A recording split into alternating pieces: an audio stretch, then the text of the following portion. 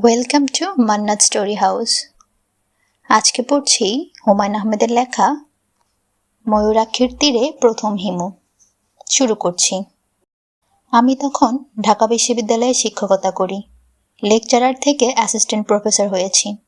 বেতন বাড়েনি, যন্ত্রণা বেড়েছে। আমাকে দূর দূরান্তে পরীক্ষা নিতে পাঠানো হচ্ছে।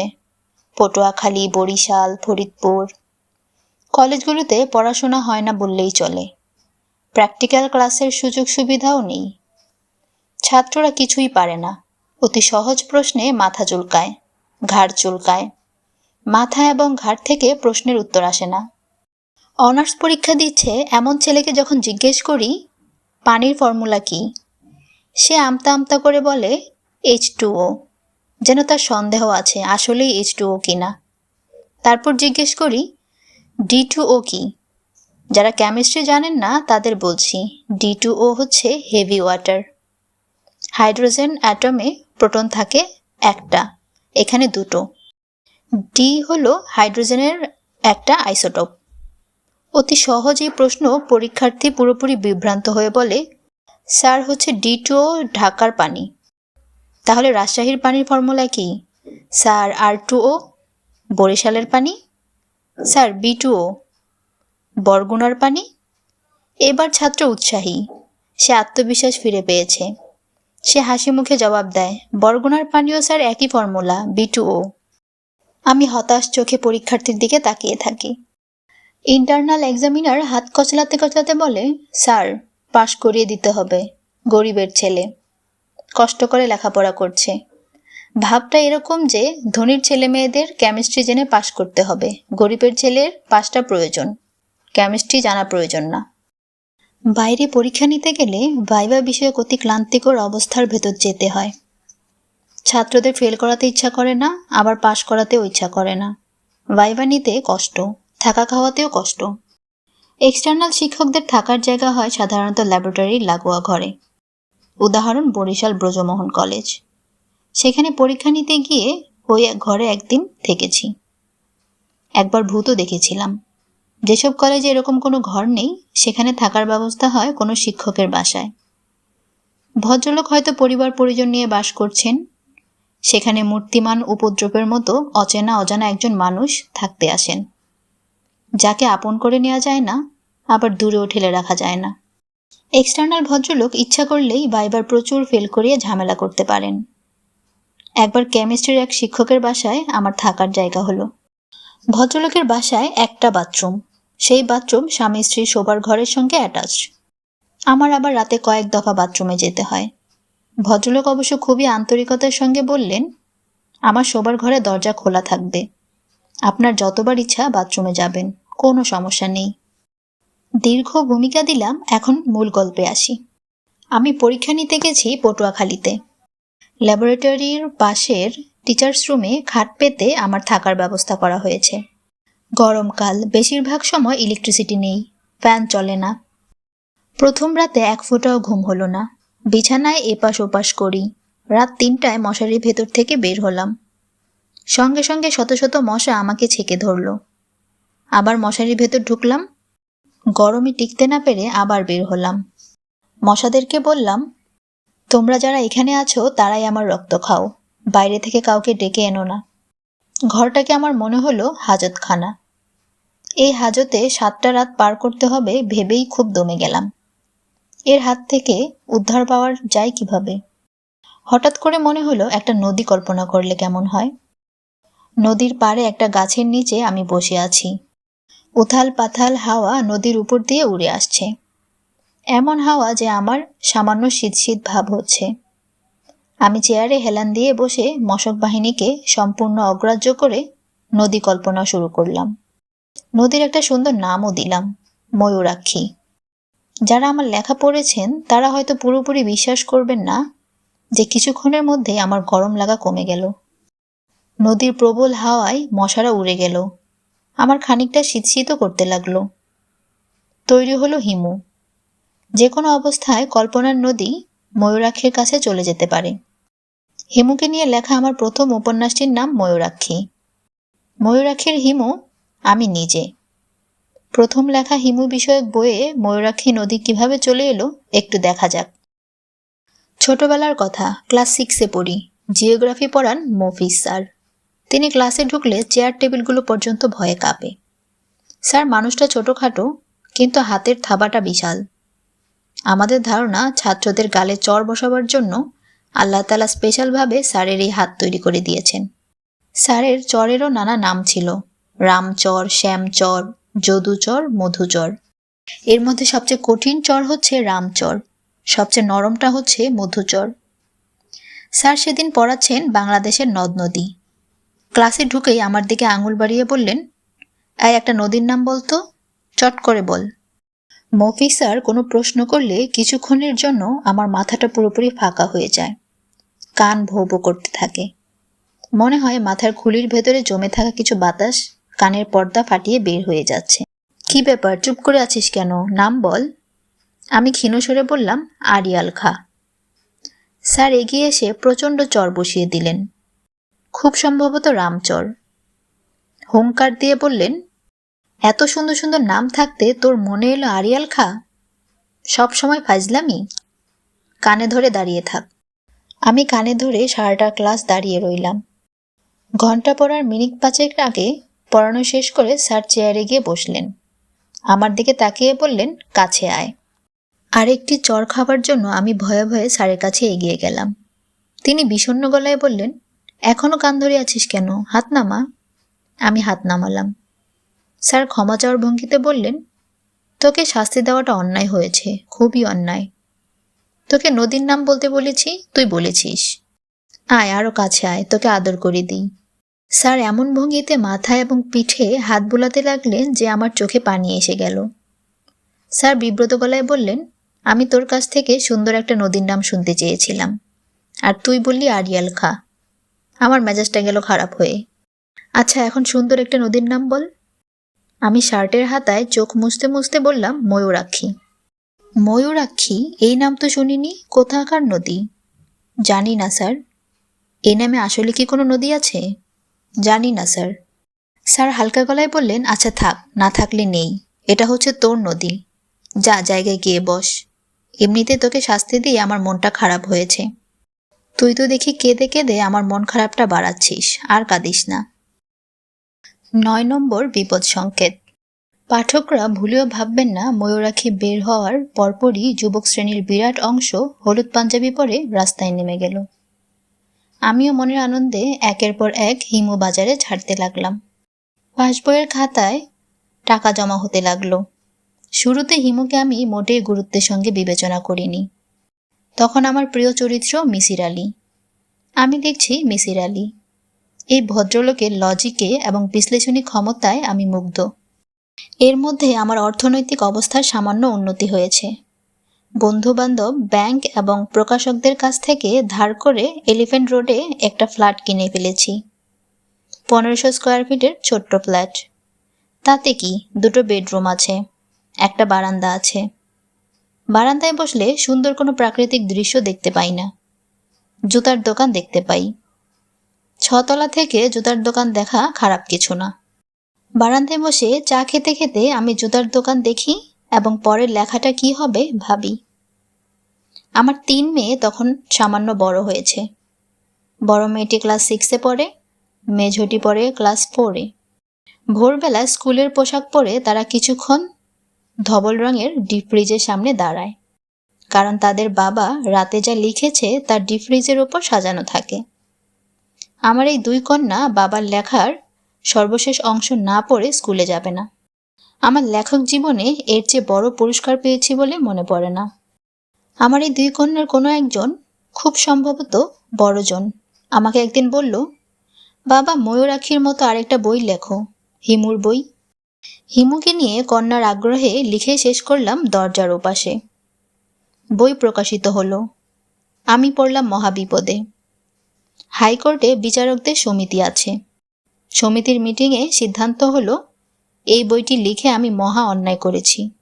মহান বিচারকদের সম্মান ধুলাই লুটিয়ে দিয়েছি। কারণ আমি লিখেছি জজ সাহেবরা ঘুষ খান। উপন্যাসের ঘটনাটা এরকম। হিমুর মাতুল বংশ পিশাচ শ্রেণীর। তারা হেন দুষ্কর্ম নাই যা করে না। তাদের ধারণা যে কোনো কাজ টাকা দিয়ে করানো সম্ভব। তাদেরই একজন জজ সাহেবকে ঘুষ দিয়ে এই কাজটা করাতে চাচ্ছে। জজ সাহেবরা ঘুষ খান, এটি হিমুর ধান্দাবাজ মামার কথা। বইতে কিভাবে এসেছে দেখা যাক। মামা গোসল করে জায়নামাজে বসে গেলেন। দীর্ঘ সময় লাগলো নামাজ শেষ করতে। তার চেহারা হয়েছে সুফি সাধকের মতো, ধবধবে সাদা লম্বা দাড়ি। মোনাজাত করার সময় টপ টপ করে তার চোখ দিয়ে পানি পড়তে লাগলো। আমি অবাক হয়ে এই দৃশ্য দেখলাম। তারপর বলো, কি ব্যাপার? একজন লোক জেলখানায় আছে মামা, ওর সঙ্গে দেখা করা দরকার। দেখা করার কায়দা পাচ্ছি না, দরখাস্ত করেছি, লাভ হয়নি। খুনের আসামি, 312 ধারা। কোন ধারা তা জানি না, তবে খুনের আসামি। এটা কোনো ব্যাপারই না, টাকা খাওয়াতে হবে। এই দেশে এমন কোনো জিনিস নাই যা টাকায় হয় না। টাকা তো মামা আমার কাছে নেই। টাকার চিন্তা তোকে করতে বলছি নাকি?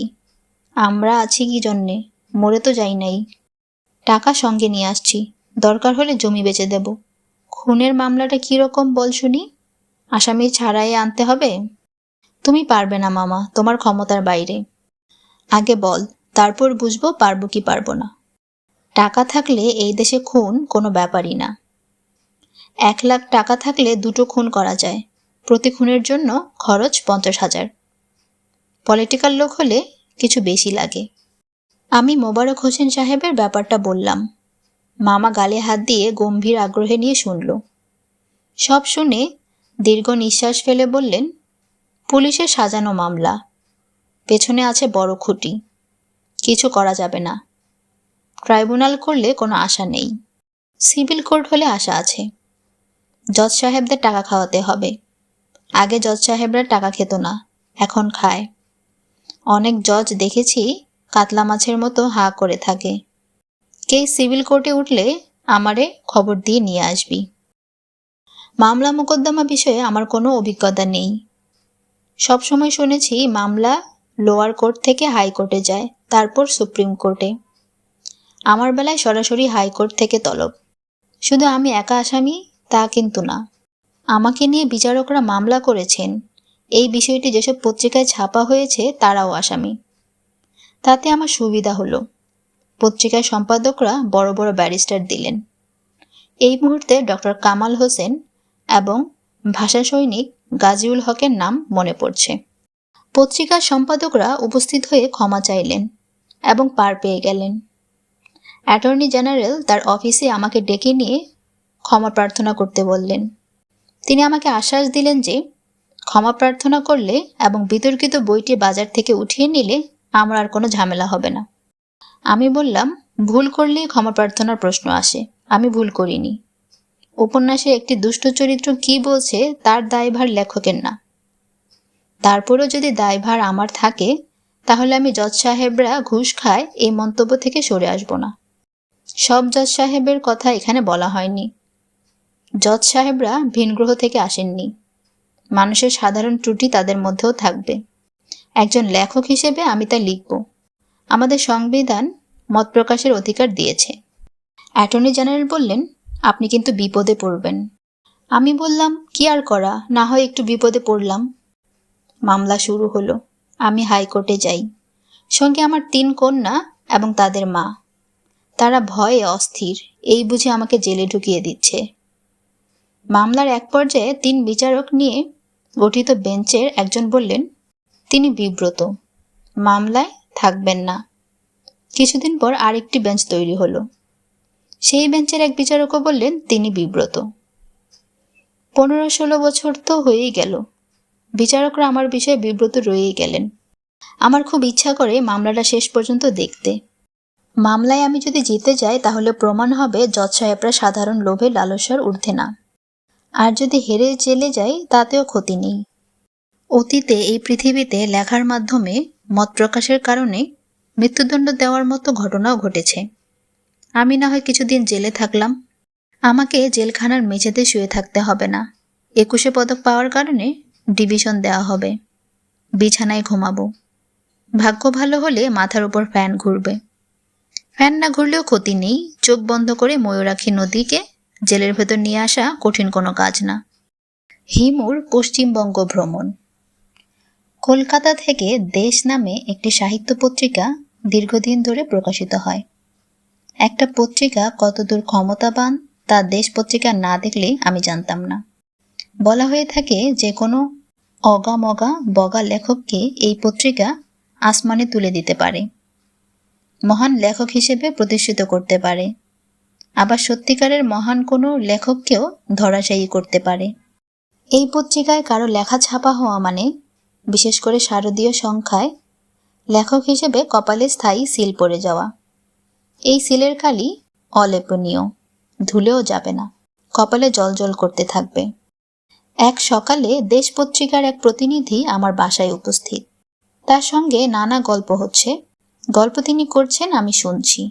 আমি ক্লাসে যাব, দেরি হয়ে যাচ্ছে। ভদ্রতার খাতিরে বলতেও পারছি না, হাজার হলেও বিদেশি মেহমান। এক পর্যায়ে ভদ্রলোক বললেন, আমরা আপনার একটা উপন্যাস শারদীয় সংখ্যায় ছাপাবো। তবে দেশে ছাপাবো নাকি আনন্দবাজারে ছাপাবো নাকি সানন্দায় ছাপাবো তা বলতে পারছি না। সাগর ময়দা ঠিক করবেন। ভদ্রলোক হয়তো ধারণা করেছিলেন তার কথা শুনে আনন্দে আমি এক লাফ দেব যে সিলিংয়ে মাথা ঠেকে যাবে। আমি তা না করে শুকনো গলায় বললাম, ভেবে দেখছি। কি ভাববেন? পশ্চিমবঙ্গের পাঠকদের সঙ্গে পরিচিত হওয়ার কত বড় সুযোগ। আমি ঠান্ডা মাথায় বললাম, ভাই, আমি সুযোগ সন্ধানী মানুষ না, আমি লেখক। লেখক কখনো সুযোগের সন্ধান করে না, সুযোগ লেখকদের সন্ধান করে। সুযোগ লেখকদের সন্ধান করে। তার মানে আপনি লিখবেন না? আমি বললাম, শুধুমাত্র দেশ পত্রিকায় যদি তার শারদীয় সংখ্যায় লেখা ছাপে তাহলেই পাণ্ডুলিপি পাঠাবো, দেশ পত্রিকা ছাড়া না। ভদ্রলোক মোটামুটি হতভম্ব অবস্থাতেই উঠে দাঁড়ালেন এবং বললেন, যাই, নমস্কার। আমি ধরেই নিয়েছিলাম এই বিষয়ে আর কিছু শুনব না। আশ্চর্যের ব্যাপার, 15 দিনের মাথায় দেশ পত্রিকার সম্পাদক চিঠি দিয়ে জানালেন তারা আমার একটি উপন্যাস শারদীয় দেশ পত্রিকায় ছাপাতে চান। হিমুকে নিয়ে লেখা একটা উপন্যাস পাঠালাম, ছাপা হলো। পরের বছর আবার চিঠি, এবারও তারা একটি উপন্যাস ছাপাবেন। পাঠালাম আরেকটা হিমু। পরপর 6 বছর কিংবা 7 বছর আমি শারদীয় দেশ পত্রিকায় লেখা পাঠিয়েছি, বেশিরভাগই হিমু বিষয়ক রচনা। পশ্চিমবঙ্গের পাঠকরা আমার সাহিত্য প্রতিভা সম্পর্কে কোনো ধারণা পেয়েছেন কিনা জানি না। হিমু বিষয়ে ভালোই ধারণা পেয়েছেন, তার প্রমাণও পেলাম। কলকাতায় গিয়েছি কোনো এক বইমেলায়। সে দেশের চেহারা দেখে আমাকে কেউ চিনবে না, কাজের লেখক সুলভ নকল গম্ভীর্য নিয়ে হাঁটাহাঁটি করার প্রয়োজন নেই।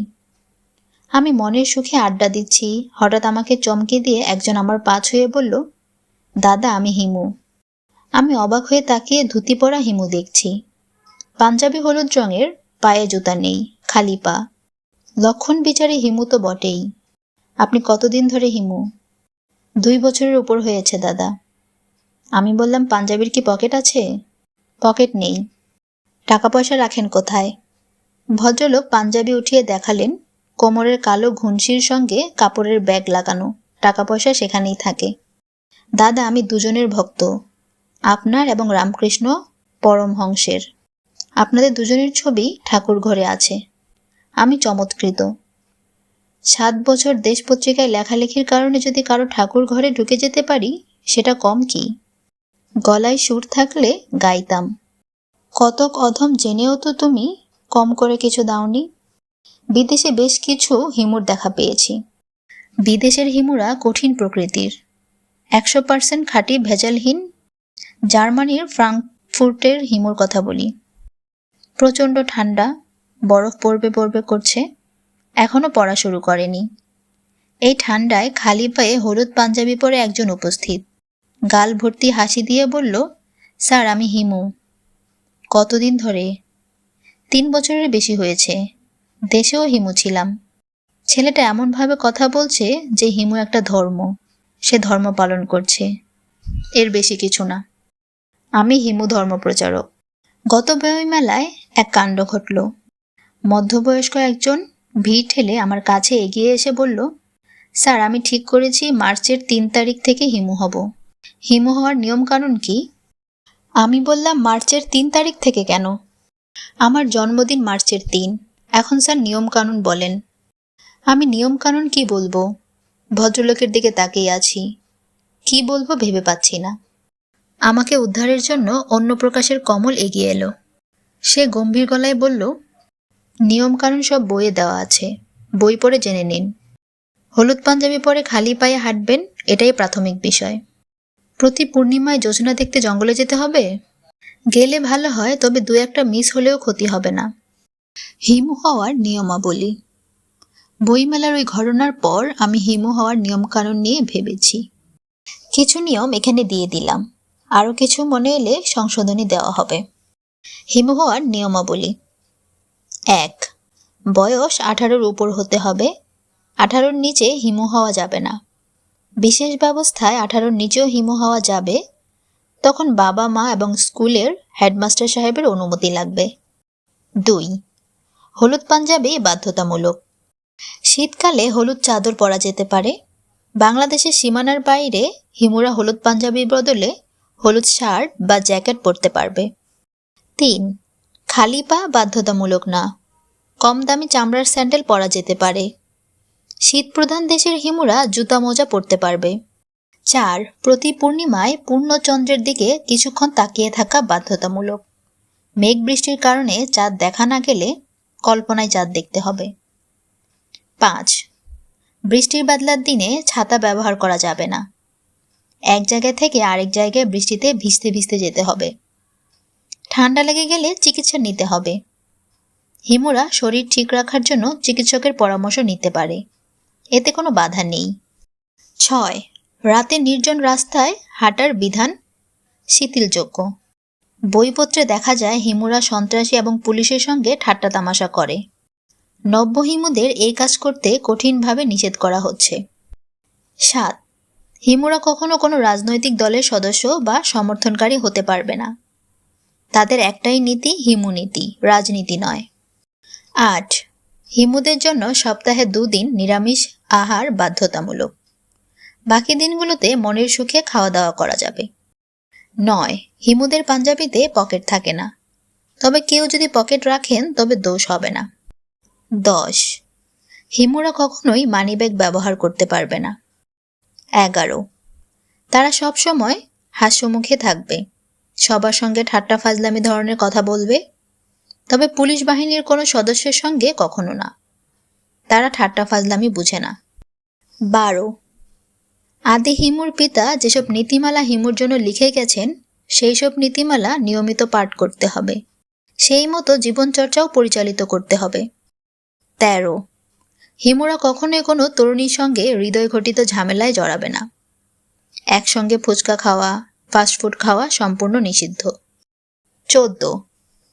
এক হিমু অন্য হিমুকে আপন ভাইয়ের মতো দেখবে। ১৫. বিশেষ বিশেষ উৎসবে, যেমন পহেলা বৈশাখ, বিজয় দিবস, ২১শে ফেব্রুয়ারিতে সব হিমুরা একত্রিত হয়ে হিমু সঙ্গীত গাইবেন। হিমু সঙ্গীত এখনো লেখা হয়নি। সঙ্গীত লেখা এবং সুর দেওয়া হিমু গেজেটে প্রকাশ করা হবে। অসুস্থতা নাকি অন্য কিছু? গুলশান এলাকায় মুক্তি নামের একটি ক্লিনিক আছে। মানসিক রোগী, ড্রাগস অ্যাডিক্ট ধরনের সমস্যার চিকিৎসা করা হয়। মুক্তি ক্লিনিকের একজন চিকিৎসক ঢাকা মেডিকেল কলেজের মনোরোগ বিভাগের প্রফেসর একদিন আমাকে ক্লিনিকে ডেকে পাঠালেন। তার কিছু বিশেষ ধরনের রোগীর চিকিৎসায় আমার সাহায্য প্রয়োজন।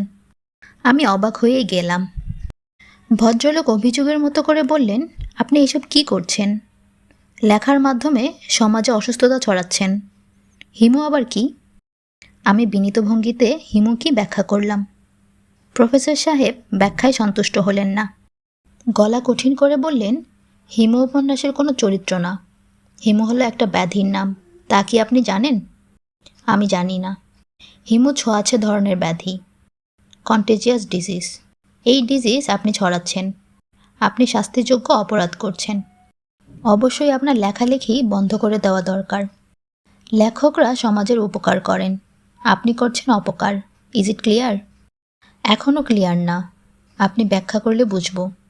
ডাক্তার সাহেবের কাছ থেকে জানলাম, মুক্তি ক্লিনিকে অনেক বাবা মা তাদের ছেলে মেয়েদের চিকিৎসার জন্য পাঠান। যারা হিমু নামক অদ্ভুত অসুখে ভুগছে। এরা লেখাপড়া ছেড়ে দিয়েছে।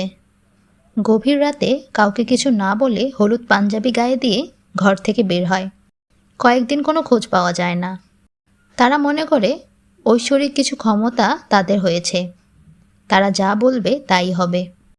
আমি বললাম, এই মুহূর্তে আপনার ক্লিনিকে কি কোনো হিমু আছে যার চিকিৎসা চলছে? ডাক্তার সাহেব দুঃখিত গলায় বললেন, 3 জন ছেলে হিমু আছে, একটা আছে মেয়ে হিমু।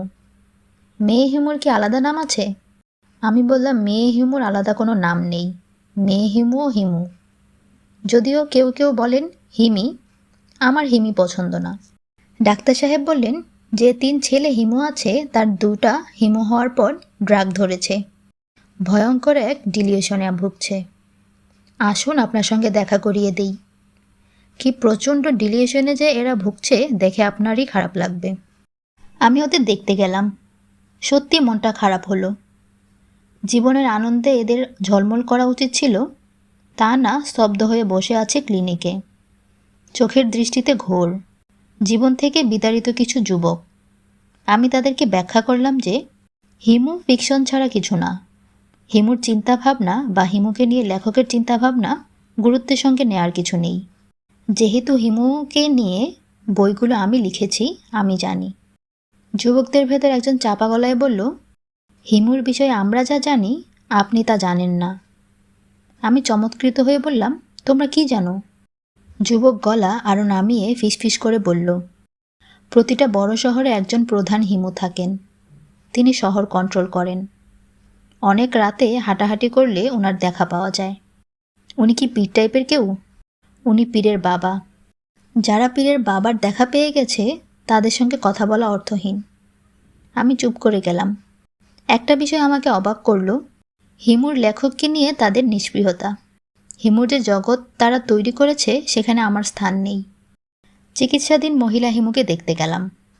কলেজ পড়া বাচ্চা একটা মেয়ে। সে কোনো এক হিমুর বইতে পড়েছে গভীর রাতে নির্জন রাস্তাগুলো সব নদী হয়ে যায়। হিমুরা সেই নদী দেখতে পায়। কাজেই এই মেয়ে রাস্তার নদী হওয়ার দৃশ্য চাক্ষুষ দেখার জন্য এয়ারপোর্ট চলে গেল। অনেক দূর দিয়ে বেড়া ডিঙিয়ে চলে গেল রানওয়েতে। গভীর রাতে রানওয়ের মাঝখানে ঘাপটি মেরে বসে রইল। কোনো এক বিমানের পাইলট ল্যান্ড করতে এসে এই দৃশ্য দেখে প্রায় ভিমড়ি খেলেন। জানালেন কন্ট্রোল টাওয়ারকে। পুলিশ এসে মেয়েটিকে গ্রেফতার করল। মেয়ের মা উপায় না দেখে তাকে ক্লিনিকে ভর্তি করলেন। মেয়েটি এখন সুস্থ। মেয়ের মা মেয়েকে নিয়ে নুহাসপল্লীতে এসেছিলেন। আমি তাকে দিয়ে মিউজিক ভিডিওতে কিছু কাজও করিয়েছি। হিমুর এই ব্যাপারে আমি বুঝতে পারছি না কেন কিছু মানুষ হিমুকে সত্যি ভাববে। এদের সাইকি কি আলাদা? নিউ ইয়র্কের এক মহিলার কথা বলি, বাঙালি মহিলা, স্বামীর সঙ্গে বাস করেন। স্বামী ট্যাক্সি চালান। তিনি নিজেও ইন্ডিয়ান শাড়ির দোকানে সেলস গার্লের চাকরি করেন। ভদ্রমহিলার সঙ্গে কথা হচ্ছে।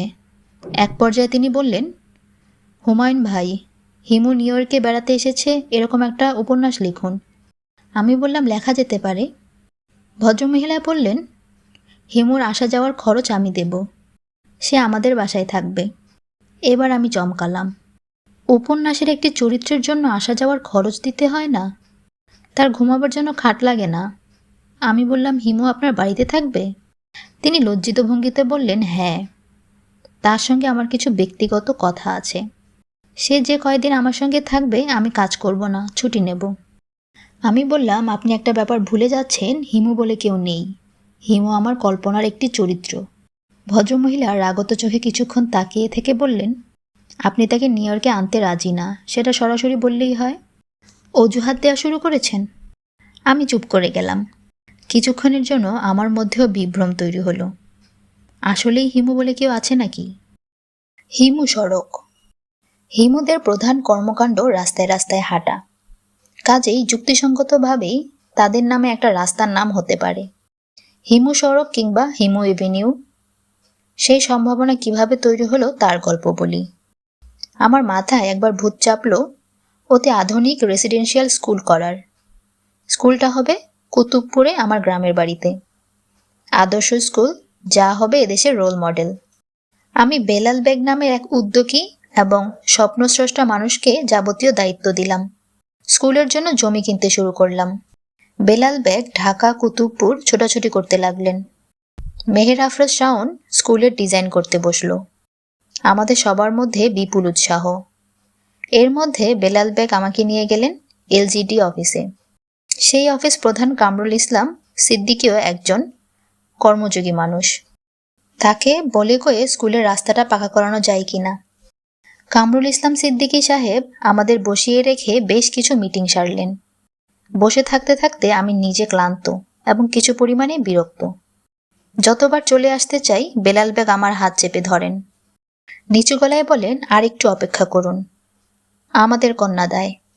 এক সময় অতি ক্লান্ত মুখে সিদ্দিকী সাহেব এলেন। বেলাল বেগ নানা যুক্তি দিয়ে তাকে বোঝাচ্ছেন স্কুলের জন্য 5 কিলোমিটার পাকা রাস্তা যে কত জরুরি। সিদ্দিকী সাহেব খুব যে মন দিয়ে তার কথা শুনছে এরকম মনে হলো না। এক সময় তিনি বেলাল বেগের কথার মাঝখানেই তাকে থামিয়ে দিয়ে আমার দিকে তাকিয়ে বললেন, হিমু ব্যাপারটা কি বলুন তো। আমি গেলাম হকচকিয়ে। সিদ্দিক সাহেব বললেন, আমার বড় ছেলেটা কিছুদিন হলো হিমু হয়েছে, হলুদ পাঞ্জাবি পরে ঘুরছে। আমি হেসে ফেললাম। হিমু ব্যাপারটা ব্যাখ্যা করলাম। সিদ্দিক সাহেব বললেন, আপনারা খাবার না খেয়ে যেতে পারবেন না। বাসা থেকে টিফিন ক্যারিয়ারে করে আমার জন্য খাবার আসে, আসুন 3 জন মিলে খাবো। হয় যদি সুজন, তেঁতুল পাতায় 9 জন। খাবার টেবিলে সিদ্দিকী সাহেব বললেন, 1 মাসের মধ্যে যদি রাস্তা পাকা করে দিই তাহলে কি চলবে? আমি হতভম্ব। 1 মাসের রাস্তা, এও কি সম্ভব? ভদ্রলোক সম্ভব করলেন। 1 মাসের আগেই রাস্তা পাকা হয়ে গেল। আমি ঠিক করলাম রাস্তার নাম দেব হিমু সড়ক, কারণ রাস্তা পাকা করার পেছনে হিমু সামান্য হলেও ভূমিকা আছে। হিমু সড়ক নাম রাখা হলো না। অঞ্চলের লোকজন মিটিং করে রাস্তার নাম রাখল ফয়জুর রহমান আহমেদ সড়ক। ফয়জুর রহমান আহমেদ আমার বাবা। সেই অর্থে রাস্তা হলো হিমুর দাদাজানের নামে। এটাই বা খারাপ কি? একটি রাজনৈতিক দলের জন্ম মৃত্যু। অধ্যাপক ইউনুস সাহেবের 1 যুগ আগে বর্তমান চলমান রাজনীতিতে হতাশ হয়ে আমরা একটা রাজনৈতিক দল করেছিলাম। দলের নাম হিমু দল, ইংরেজিতে হিমু পার্টি। দলের জন্য হলুদ কাগজে প্যাড ছাপানো হলো।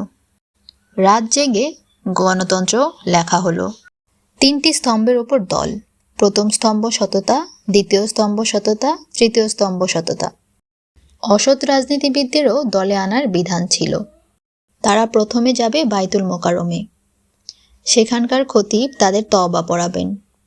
এরপর আসবেন শহীদ মিনারে, সেখানে তাদের সততার পরিমাণ অনুযায়ী কানে ধরে উঠবোস করবেন। তারপর সোনার ওপার পানি দিয়ে তাদের গোসল করিয়ে হলুদ পাঞ্জাবি পরিয়ে দেওয়া হবে। দলের গণতন্ত্র অনুযায়ী ক্ষমতায় থাকা অবস্থায় যদি কেউ অন্যায় করেন, সঙ্গে সঙ্গে জাহাজে করে তাকে পাঠিয়ে দেওয়া হবে নিঝুম দ্বীপে। দ্বীপে পাঠানোর আগে কপালে সিল দিয়ে দেওয়া হবে। সিলে বাংলা এবং ইংরেজিতে লেখা থাকবে অসৎ, ডিসঅনেস্ট। সৎ মানুষের খোঁজে আমাদের লোকজন ঘুরে বেড়াবে। জীবনে কখনো কোনো অন্যায় করেনি এবং মিথ্যা বলেনি এমন লোককে বানানো হবে প্রেসিডেন্ট। সংসদদের সাইকেল চালনায় পারদর্শী হতে হবে, কারণ তারা সাইকেলে করে অঞ্চল ঘুরে বেড়াবেন। সংসদ চলাকালীন সময়ে তারা শুধু ঢাকায় আসবেন, বাকি সময়টা থাকতে হবে অঞ্চলে। মন্ত্রীরা মন্ত্রীপাড়ায় থাকবেন না, তাদের জন্য লম্বা টিনের চালা করে চৌকি পেতে দেওয়া হবে। হোস্টেলের মতো ব্যবস্থা। তারা সচিবালয়ে হেঁটে যাতায়াত করবেন। আলাদা কিছু মন্ত্রণালয় খোলার পরিকল্পনা আমাদের ছিল, যেমন ভিক্ষুক মন্ত্রণালয়। এই মন্ত্রণালয় শুধু যে দেশের ভিক্ষুকদের সমস্যা দেখবে তা না, বিদেশ থেকে ভিক্ষা আনার ব্যাপারটাও তারা দেখবে। হাসি মন্ত্রণালয়, এই মন্ত্রণালয়ে দেখবে দেশের মানুষ যেন হাসতে পারে ইত্যাদি। হিমু পার্টি গঠনের পর সপ্তাহে 1 দিন পার্টির বৈঠক বসতে লাগলো। আমরা চাঁদাবাজিও শুরু করলাম। পার্টির জন্য চাঁদা তোলা হতে লাগলো।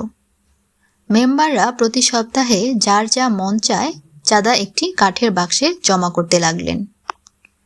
মাসের শেষে দেখা গেল 900 টাকা হয়েছে। এই টাকায় পার্টির কাউন্সিলর মেম্বাররা একটা করে হলুদ পাঞ্জাবি এবং চাদর কিনলেন। দলের টাকা ব্যক্তিগত হলুদ পাঞ্জাবির পেছনে খরচ করার কারণে কাউন্সিল মেম্বাররা আজীবনের জন্য হিমু রাজনীতি থেকে বহিষ্কৃত হলেন। সঙ্গে সঙ্গে হিমুদলও বাতিল হয়ে গেল। হিমুর বিয়ে। আমাদের দক্ষিণ হাওয়ার ছাদে অনুষ্ঠান হচ্ছে। আমার সর্বকনিষ্ঠ পুত্র নিশাদ হুমায়ুনের নামকরণ অনুষ্ঠান। হইচই হচ্ছে, গান বাজনা হচ্ছে। হঠাৎ আমাদের সবাইকে চমকে দিয়ে অনুষ্ঠানে উপস্থিত হলেন পশ্চিমবঙ্গের বিখ্যাত ঔপন্যাসিক সমরেশ মজুমদার। তিনি ঢাকায় এসেছেন এটা জানি, কোথায় উঠেছেন জানতাম না বলেই নিমন্ত্রণ করা হয়নি। অনেকদিন পর তাকে দেখে ভালো লাগলো। আমি তার হাত ধরতেই তিনি ধমকের গলায় বললেন, আপনি নাকি হিমুকে বিয়ে দিয়েছেন? এটা তো আপনি করতে পারেন না। হিমু কেন বিয়ে করবে? আমি হিমুর বিয়ে দেইনি, একটা বই লিখেছি, আজ হিমুর বিয়ে। বইটিতে হিমু বিয়ে করে ফেলে জাতীয় পরিস্থিতি তৈরি হয়। বইটির প্রকাশক অন্য প্রকাশ। প্রায় নিয়মিতই তারা বইমেলা উপলক্ষে হিমু বিষয়ক একটা বই পায়। বইটির প্রকাশনা উপলক্ষে নানা আয়োজন করে। এবার বিয়ের আয়োজন করে ফেলল। একজন পাগড়ি মাথায় বর সাজলো, আরেকটি মেয়ে সাজলো বউ। বর কনে অন্য প্রকাশের স্টলে বসে রইল। দর্শকদের আগ্রহ এবং কৌতূহল তুঙ্গ স্পর্শ করল। চারদিকে দারুণ উত্তেজনা। বইমেলায় এমন মজার দৃশ্য আগে হয়নি। দু একজন অবশ্য গম্ভীর গলায় বললেন, বইমেলার সুচিন্তা নষ্ট হচ্ছে, মহান একুশের ঐতিহ্য ভুলুণ্ঠিত হচ্ছে ইত্যাদি। হিমুর বিয়ের অনুষ্ঠানে আমি উপস্থিত ছিলাম না, টেলিভিশনে দেখেছি। আমার কাছে মনে হয়েছে মেলা মানে আনন্দ। মেলার পবিত্রতা রক্ষার জন্য সবাই উজু করে মেলায় আসবেন এবং ফিসফিস করে কথা বলবেন, তা কেন হবে? একজন প্রকাশক যদি বুক প্রমোশনের জন্য কিছু করেন, তাতেই বা দোষ কোথায়? ফ্রাঙ্কফুর্ট বইমেলায় দেখেছি রান্নার বই প্রকাশনা উপলক্ষে রান্নার বিপুল আয়োজন। বইয়ের রেসিপি দেখে রান্না হচ্ছে, সবাই মহানন্দে খাচ্ছে। এদিকে নাচের জলসা হচ্ছে, একদল ছেলে মেয়ে উন্মাদ নৃত্যে মেতেছেন। বইমেলার ভেতরেই বিয়ারের দোকান খোলা, প্রচুর বিয়ার খাওয়া হচ্ছে। থাক এসব কথা, বিবাহ অনুষ্ঠানে ফিরে যাই। হিমু যে হয়েছে সে মৈনাক পর্বতের কাছাকাছি। কনে লাক্স সুন্দরী, যথেষ্টই রূপবতী। একদল হিমু গেল রেগে। তারা মৈনাক পর্বতকে হিমু মানতে রাজি না, পাল্টা মিছিল শুরু করলো। হিমুর বিয়ে মানি না, মানি না। অনেকদিন আগে বিশ্বকাপ ফুটবলে আর্জেন্টিনা হেরে গিয়েছিল। আমি তখন ময়মনসিংহে অয়ময় নাটকের শুটিংয়ে ব্যস্ত। আর্জেন্টিনার পরাজয়ে বিশাল মিছিল বের হলো। স্লোগান, আর্জেন্টিনার পরাজয় মানি না, মানি না। তারা জানে মানি না, মানি না বলে চিৎকার করে গলা ফাটিয়ে ফেললেও কিছু হবে না। তারপরও স্লোগান দিতে হবে। জাতিগতভাবে আমরা স্লোগান দিতে ভালোবাসি। বাকের ভাইয়ের ফাঁসি বন্ধ করার জন্য স্লোগান দিয়েছিল। হিমুর বিয়ে বন্ধ করার জন্যও স্লোগান। বেচারা হিমু কি কোনোদিনই বিয়ে করতে পারবেন না? তার সুখী সুন্দর সংসার হবে না? কোনো শিশু হিমুকে বাবা বলে ডাকবে না? এত নিষ্ঠুর কেন আমরা? বালক হিমু। 5-6 বছর আগে আমি অতি দুঃসময়ের ভেতর দিয়ে যাচ্ছিলাম। একা একা থাকি দক্ষিণ হাওয়ার এক ফ্ল্যাটে, নিজের পরিবার থেকে বিচ্ছিন্ন। মাঝে মধ্যে নুহাস আসে। হোটেল থেকে খাবার এনে দুজন মিলে খাই। সে কিছুক্ষণ থাকে, দুজন নানা বিষয়ে গল্প করি। একদিন সে হলুদ পাঞ্জাবি পরে উপস্থিত। আমি বললাম, বাবা পাঞ্জাবিটা সুন্দর তো। সে খুশি খুশি গলায় বলল, মেজো আপা শিলা নিজের হাতে বানিয়েছে। আমি বললাম, ভালো বানিয়েছে। নুহাস বলল, বাবা এটা হিমু পাঞ্জাবি, আমি হিমু হয়েছি। আমি হিমুর পিঠে হাত রাখলাম, তাকিয়ে থাকলাম জানালার দিকে, কারণ চোখে পানি এসে যাচ্ছে। আমি চাচ্ছি না বালক হিমু পিতার চোখের পানি দেখুক। দিন 15 আগের কথা। লেখালেখি করছি, হঠাৎ ধূপ করে আমার কোলে কি যেন পড়ল। তাকিয়ে দেখি সর্বকনিষ্ঠ পুত্র নিশাদ হুমায়ুন, বয়স 2 মাস। তার মা তাকে সাজিয়ে এনে আমার কোলে ছেড়ে দিয়েছে। শাওন বলল, ছেলেকে দেখে কিছু কি বোঝা যাচ্ছে? আমি বললাম, না। ভালো করে তাকিয়ে দেখো। আমি ভালো করে দেখলাম, কপালে কাজলের ফোঁটা ছাড়া আলাদা কিছু পেলাম না। শাওন বলল, সে যে হিমু হয়েছে এটা বুঝতে পারছো না? হলুদ পাঞ্জাবি, খালি পা। আমি বললাম, আরে তাই তো। 2 মাসের শিশু হিমু মহানন্দে হাত পা ছুটছে। তার ভাব দেখে মনে হচ্ছে রাস্তায় ছেড়ে দিলেই সে হাঁটতে শুরু করবে, একবারও পিছন ফিরে তাকাবে না। হিমুরা কখনো পেছনে তাকায় না। হিমু আইনে পেছনে ফিরে তাকানোর শাস্তিযোগ্য অপরাধ। তারা তাকিয়ে থাকে ভবিষ্যতের দিকে।